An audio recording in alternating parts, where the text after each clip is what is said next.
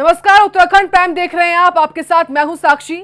जोशीमठ और बद्रीनाथ के रक्षपाल और आराध्या देव भगवान घंटाकर्ण कैलाश की यात्रा संपन्न हो गई है। अपने भक्तों को दर्शन और आशीर्वाद देने के बाद घंटाकर्ण भगवान अपने मूल मंदिर में विराजमान हो गए हैं। पांडुकेश्वर घंटाकर्ण कैलाश की दीवार यात्रा नंगे पैर ग्लेशियर में चलकर वसुधार जलप्रपात स्नान कर भगवान नारायण को भेंट कर पांडुकेश्वर में मंदिर में जाती कोशीघट के साथ संपन्न हुई। यात्रा के समापन के मौके पर यह श्रद्धालुओं ने भगवान घटाकर्ण की पूजा अर्चना कर मन्नतें भी मांगी।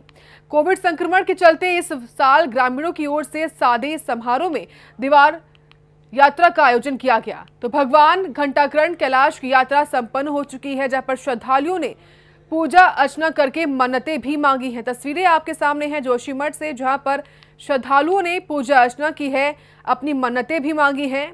तो भगवान घंटाकर्ण कैलाश की यात्रा संपन्न हो चुकी है, जहां पर अब तस्वीरें आप देखिए, उनकी डोली वापस ले जाई जा रही है।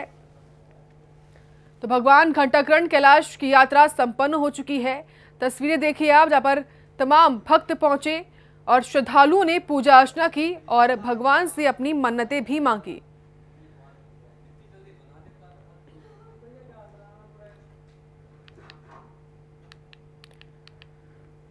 तो कोविड संक्रमण के चलते इस साल सादे समारोह में दीवारा यात्रा का आयोजन किया गया। तमाम जानकारी लेंगे सहयोगी से। संजय, तस्वीरें हम देख रहे हैं जहां पर भगवान घंटाकर्ण कैलाश की यात्रा संपन्न हुई है, क्या कुछ खास रहा? ये प्रत्येक 12 वर्षों में कुंभ मेले के तर्ज पर जो है जोशीमठ क्षेत्र में जो पांडु नगरी पांडुकेश्वर पड़ती है, यहाँ के आराध्य देव माने जाते हैं भगवान घंटाकर्ण, जो कि प्रत्येक 12 वर्ष में जाते यात्रा करते हैं और बद्रीनाथ सहित माणा गांव और वसुधारा जलप्रपात तक जो है इनकी ये देवरा यात्रा चलती है। और बड़ी बात ये होती है कि जो इनके देवरा यात्रा में जो भगवान चलते हैं, जो इनके साथ इनके देवगण चलते हैं, वो नंगे पैर जो है कम से कम 8 से 9 किलोमीटर ग्लेशियर में चल करके जो है वसुधारा में दिव्य स्नान करके वापस आते हैं। और कम से कम 3 से 4 दिन का ये उत्सव मनाया जाता है और पांडुकेश्वर में जाके इसका समापन होता है। जी, बहुत बहुत शुक्रिया आपका संजय, तमाम जानकारी हमको देने के लिए। फिलहाल तस्वीरें आप देखिए जहां पर नंगे पांव चलकर ये अपनी मन्नतें मांग रहे हैं और फिलहाल भगवान घंटाकर्ण कैलाश की यात्रा संपन्न हो चुकी है। उधम सिंह नगर के मुख्यालय रुद्रपुर के कोर्ट में 10 जुलाई को राष्ट्रीय लोक अदालत का आयोजन किया जा रहा है, जिसमें सालों से पेंडिंग चल रहे मुकदमे का निस्तारण किया जाएगा। जिला विधिक सेवा प्राधिकरण के सचिव अविनाश कुमार श्रीवास्तव ने प्रेस वार्ता कर बताया कि कोर्ट परिसर में आयोजित होने वाले राष्ट्रीय लोक अदालत में ऐसे मुकदमों का निस्तारण किया जाएगा जैसे एक्सीडेंटल मुकदमा, विद्युत चोरी, पारिवारिक विवाद और जिसमें पक्षकार अपना मामला सुलह समझौता के माध्यम से निपटाना चाहता हो। ऐसे मुकदमों का निस्तारण राष्ट्रीय लोक अदालत में विधिक सेवा प्राधिकरण के अध्यक्ष की मौजूदगी में किया जाएगा। इसके लिए उन्होंने कहा कि जो भी ऑफलाइन आवेदन करना चाहे वह अपने मुकदमे से संबंधित दस्तावेज जिला कोर्ट रुद्रपुर में न्यायालय के गेट पर रखे बॉक्स में डाल सकता है। इसके अलावा जो भी व्यक्ति ऑनलाइन मुकदमों का निस्तारण कराना चाहता हो तो वह अपने अधिवक्ता के माध्यम से ऑनलाइन भी आवेदन कर सकता है। तो रुद्रपुर कोर्ट में लोक अदालत लगेगी, उसी को देखते हुए ये कहा गया है। तो पेंडिंग मुकदमों का जल्द ही निस्तारण भी किया जाएगा।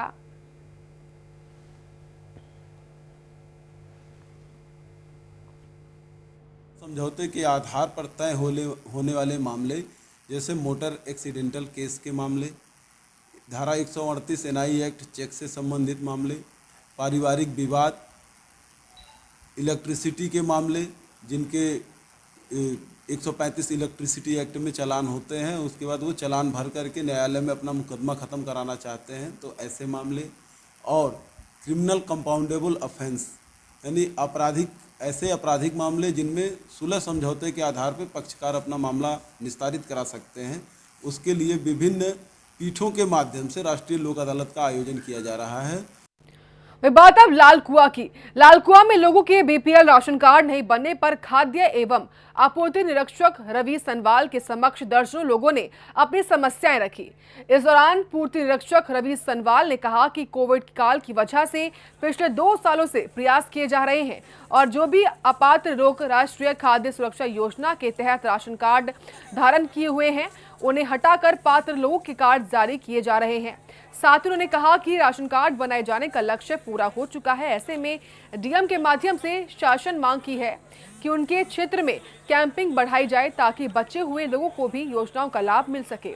तो वहीं भारतीय चैतन्य बौद्ध महासंघ के प्रदेश अध्यक्ष नवीन पंत ने कहा कि जरूरत पड़ी तो हम लोग धरना प्रदर्शन भी करेंगे। तो बीपीएल राशन कार्ड नहीं बनने से लोग परेशान हैं और इसी को देखते हुए ग्रामीणों ने खाद्य आपूर्ति रक्षक को ज्ञापन भी सौंपा है। तो मांग पूरी न होने पर आंदोलन करने की चेतावनी भी दी गई है। आप देखिए तस्वीरें जहां पर बीपीएल राशन कार्ड ना बनने के बाद ये तमाम लोग जो है परेशान हैं और इनकी मांग पूरी न होने पर इन्होंने उग्र आंदोलन करने की चेतावनी भी दी है। 2 वर्षों से कोविड काल के दौरान हम लोग लगातार प्रयासरत रहे हैं कि जो भी अपात्र लोग राष्ट्रीय खाद्य सुरक्षा के राशन कार्ड धारण किए हुए हैं उनको हटाया जाए और जो पात्र लोग हैं उन्हें राशन कार्ड जारी करने जाने का काम लगातार जारी करा जा रहा है। वर्तमान में जो प्रदत्त लक्ष्य है वो अभी पूर्ण है और माननीय मंत्री जी से भी अनुरोध किया गया है, जिलाधिकारी महोदय के माध्यम से भी पत्र प्रेषित किए गए कि हमारी कैपिंग को थोड़ा सा बढ़ाया जाए। जैसी कैपिंग प्राप्त होती है इन लोगों के कार्डों को बनाए जाने की जो भी पात्र व्यक्ति होंगे उनके लिए कार्रवाई पूरी की जाएगी। पूर्ति निरीक्षक जी ने बोला है कि जितने भी ये लोग हैं गरीब असहाय हैं इनके हमें आवेदन दिए जाएं और हम जल्द से जल्द प्रयास करेंगे। यदि अगर इस बारे में अगर इन गरीबों के कार्य जल्दी से जल्दी नहीं होते हैं तो हम मुख्यमंत्री जी के लिए ज्ञापन भेजेंगे और धरना प्रदर्शन करने के लिए गरीबों के साथ बैठ करके हम गरीब वर्ग के जो लोग हैं, जो निसहाय हैं, जो इस कोरोना काल की स्थिति में बड़े जिन्होंने अब दुख को सहा है और जिस प्रकार से हमने देखा है और ये लोग जिनकी ना नौकरी है और ना ही इनकी ज़मीन है, ऐसे लोगों को जिनको राशन कार्ड इश्यू होने चाहिए बीपीएल कार्ड वो नहीं दिए गए हैं। वहीं टिहरी में आसान यात्रा के लिए ऑल वेदर रोड के चौड़ीकरण का काम इन दिनों प्रगति पर है, लेकिन निर्माणदायी कंपनियों के द्वारा मानकों के अनुरूप काम न करने शिकायत पर तहसीलदार शिप्रा वर्मा ने ऑल वेदर रोड का निरीक्षण किया है। डंपिंग जोन में मानकों के अनुरूप काम न होने को लेकर कंपनी प्रबंधन को कड़ी फटकार भी लगाई और जल्द डंपिंग जोन के बाहर पानी की निकासी की व्यवस्था करने के निर्देश भी दिए। तो तहसीलदार ने ऑल वेदर रोड का निरीक्षण किया है। कमियां मिलने पर प्रबंधन को कड़ी फटकार भी शिप्रा वर्मा ने लगाई है। तो डंपिंग जोन में व्यवस्था ठीक करने के निर्देश भी दिए गए हैं।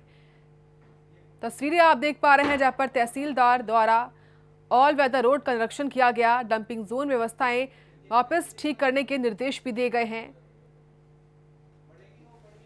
तो कमियां मिलने पर प्रबंधन को कड़ी फटकार लगाती हुई भी शिप्रा वर्मा दिखाई दी हैं।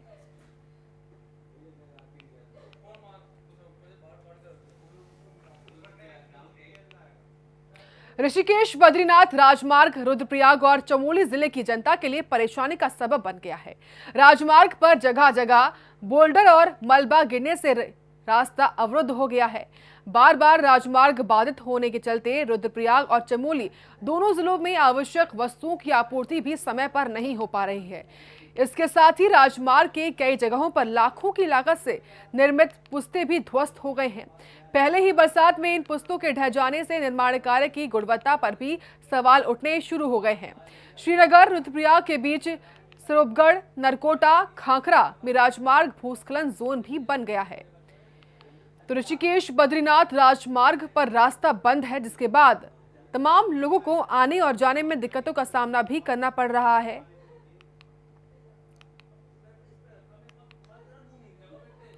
तो ऋषिकेश बद्रीनाथ राजमार्ग का रास्ता बंद हो चुका है भूस्खलन होने से, जिसके बाद तमाम लोगों को आवाजाही करने में दिक्कतों का सामना करना पड़ रहा है।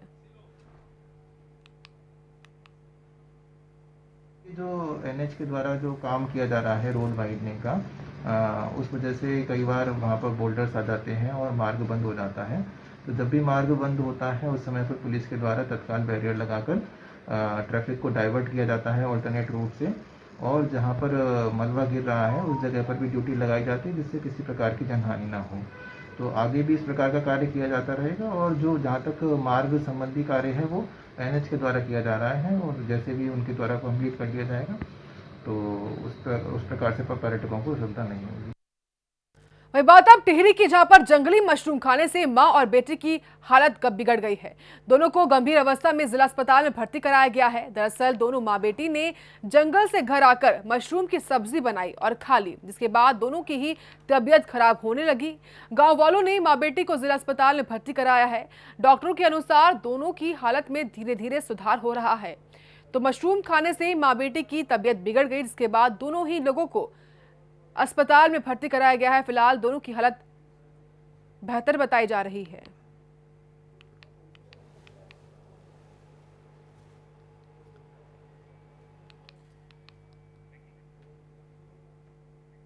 बात है प्रदेश की कोविड अपडेट की, जहां पर कोविड संक्रमण का ग्राफ लगातार गिरा है। 24 घंटे में कोविड के 128 नए मामले देखने को मिले हैं। 24 घंटे में कोविड से 2 लोगों की मौत भी हो चुकी है। इसी के साथ प्रदेश में रिकवरी दर 95.43% बना हुआ है। इसी के साथ एक्टिव केस की संख्या प्रदेश में 2627 बनी हुई है।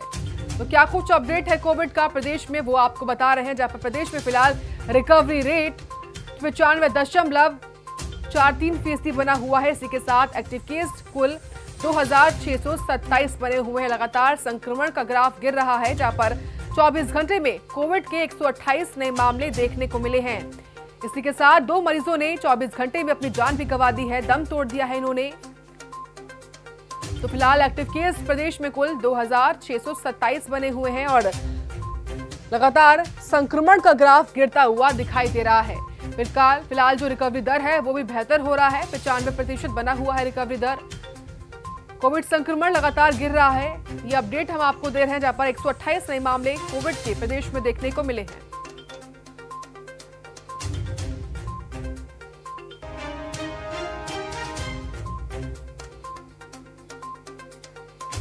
तो एक्टिव केस की संख्या 2627 बनी हुई है प्रदेश में। तो क्या कुछ अपडेट है प्रदेश का, वो आपको हम सिलसिलेवार तरीके से बता रहे हैं। जहां पर उत्तराखंड में कोरोना संक्रमण का ग्राफ गिरा है। 24 घंटे में कोरोना के 128 नए मामले देखने को मिले हैं। इसी के साथ 2 मरीजों की मौत भी हो गई है 24 घंटे में। क्या कुछ अपडेट है कोविड का प्रदेश में, वो आपको बता रहे हैं। जहां पर रिकवरी दर लगातार बढ़ रहा है, बेहतर हो रहा है।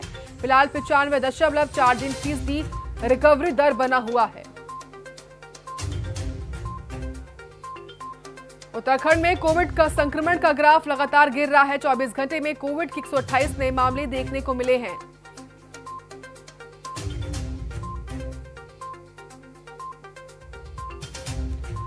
तो प्रदेश में लगातार कोविड की स्थिति बेहतर हो रही है और लगातार वैक्सीनेशन का काम भी जारी है। बात अब पौड़ी की, जहां पर पुलिस लगातार मानवीय संवेदनाओं को समझने वाले अनेकों कार्य कर रही है। जहां पर खाकी हर वह काम करती हुई दिख रही है जिससे किसी जरूरतमंद की मदद हो सके। ऐसा ही एक मामला थाना सतपुली क्षेत्र का है, जहां पर पुलिस ने एक बुजुर्ग महिला के घर को दुरुस्त किया और बारिश से बचने के लिए तिरपाल खरीद लिया और साथ ही बुजुर्ग महिला को राशन किट भी दी है। जिसके बाद महिला ने पुलिस प्रशासन का आभार भी व्यक्त किया है। तो पौड़ी में पुलिस प्रशासन की सराहनीय पहल देखने को मिली है, जहां पर बुजुर्ग महिला को राहत सामग्री पुलिस प्रशासन ने दी है। जिसके बाद बुजुर्ग महिला ने पुलिस प्रशासन की तारीफ की है, प्रशंसा की है और एक अच्छा कदम पुलिस प्रशासन का पौड़ी में देखने को मिला है। मानवीय कदम, जहां पर बुजुर्ग महिला की मदद की गई है पुलिस द्वारा। तस्वीरें आप देख पा रहे हैं पौड़ी से हैं, जहां पर महिला ने पुलिस का आभार भी व्यक्त किया है। मतलब आज तो नहीं, पर एक आध दिन में फिर आप वास्ते एक और व्यवस्था कर दे। तो बुजुर्ग महिला को राहत सामग्री दी गई पुलिस द्वारा।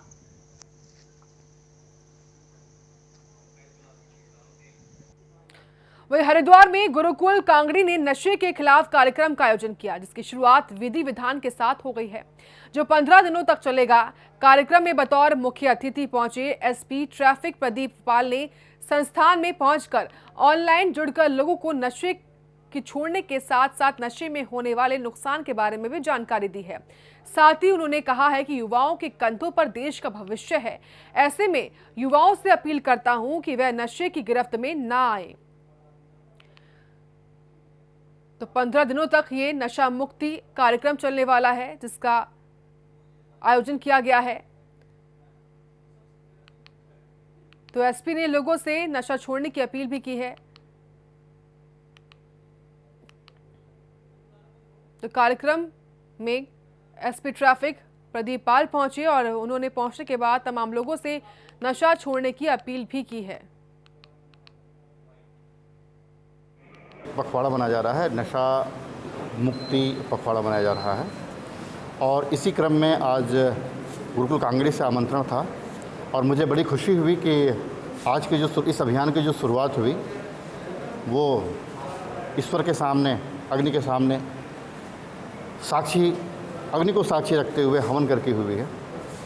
और मैं आपके सम्मानित चैनल के माध्यम से ये निवेदन करना चाहूँगा कि आज के युवाओं के सामने नशे की समस्या एक बहुत बड़ी समस्या है और इसके लिए केवल पुलिस अकेले इस लड़ाई से नहीं जीत सकती, जब तक कि समाज का हर तबका, विशेषकर परिवार के लोग, शिक्षक, साथी, आसपास दोस्त मित्र, जब तक सब लोग इस युद्ध के लिए तैयार नहीं होंगे।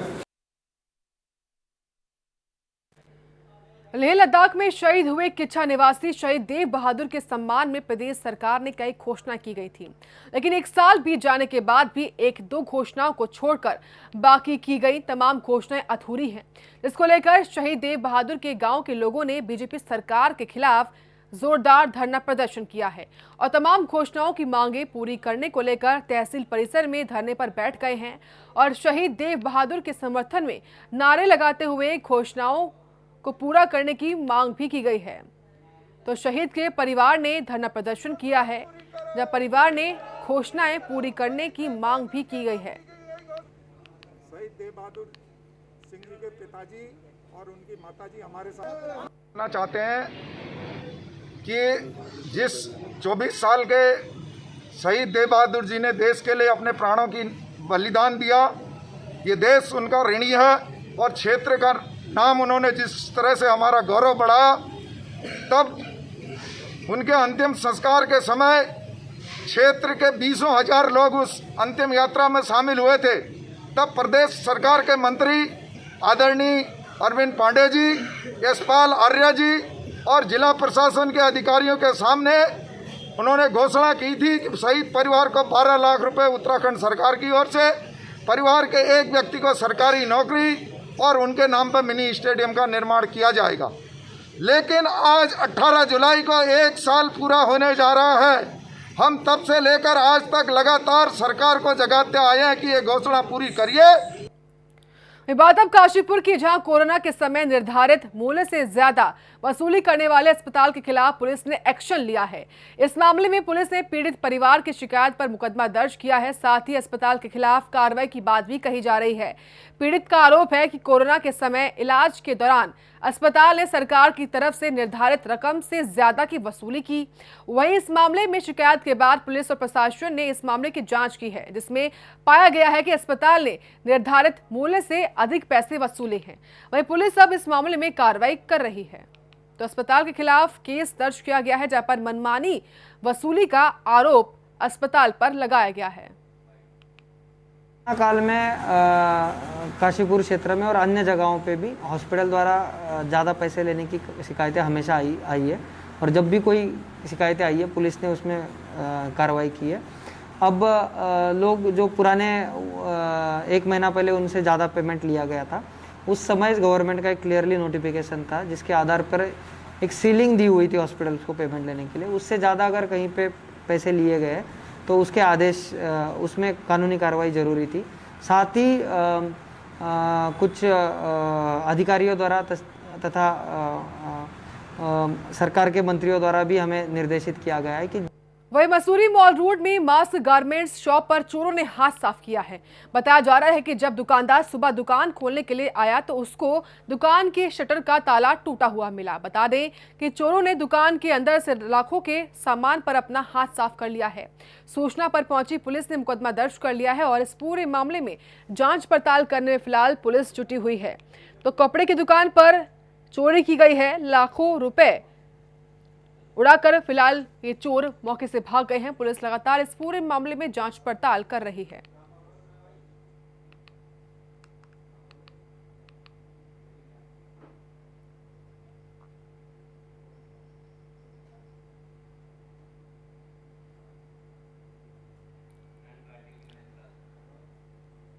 सरोवर नगरी नैनीताल में भी आम आदमी पार्टी ने सीएम हटाओ के साथ नारेबाजी की है। आम आदमी पार्टी के प्रदेश प्रवक्ता प्रदीप दुमका ने कहा कि जनता बीजेपी को माफ नहीं बल्कि उत्तराखंड से ही साफ कर देगी। आपको बता दें कि हरिद्वार कुंभ मेले के दौरान कोविड जांच में हुई अनियमितताओं के कारण बीजेपी के खिलाफ प्रदेश भर में चल रहे विरोध प्रदर्शन के चलते आम आदमी पार्टी ने भी नारेबाजी और प्रदर्शन किया है। प्रदर्शन के दौरान प्रदेश प्रवक्ता और नैनीताल विधानसभा प्रभारी प्रदीप दुमका ने बीजेपी पर हमला बोलते हुए कुंभ मेले में हुई कोविड जांच में अनियमितताओं के चलते नैनीताल के तौर पर मुख्यमंत्री तीरथ सिंह रावत के इस्तीफे की मांग की है। तो आम आदमी पार्टी का विरोध प्रदर्शन आप देख पा रहे हैं, जहां पर सीएम हटाओ के नारे लगाए गए हैं, बैनर्स इनके हाथ में आप देखिए। सीएम हटाओ के नारे ये लगाते हुए दिखाई दे रहे हैं। तो बीजेपी को जनता माफ नहीं करेगी, ये भी कहा गया है।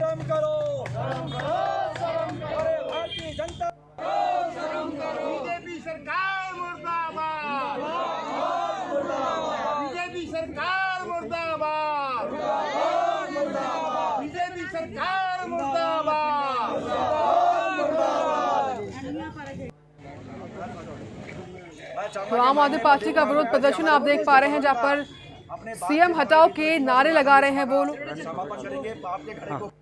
कोर्ट में जा रहे हैं। शर्म करो, भारतीय जनता बीजेपी सरकार मुर्दाबाद,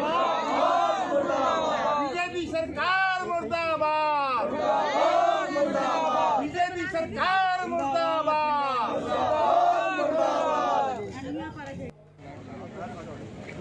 मैं चाहूंगा कि माननीय प्रदीप कुमार दुमका जी हमारे प्रदेश के प्रवक्ता अपने बातचीत हमारे बीच में रखेंगे। उसके बाद हम ये सभा का समापन करेंगे। आपके घरे को कोर्ट में जा रहे हैं।